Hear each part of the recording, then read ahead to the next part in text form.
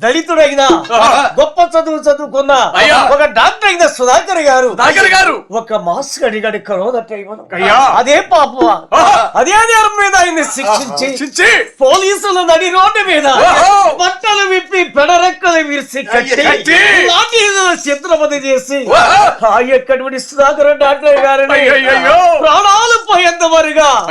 కొట్టి పిచ్చివాడిగా ముద్ర వేసి ఆయన సాగుకు కారణమైనటువంటి ఈ జగన్మోహన్ రెడ్డిని మళ్ళీ మనము గెలిపించాలా ఆలోచించు ఎందుకు మనకి శిక్ష ఎందుకు తీరాల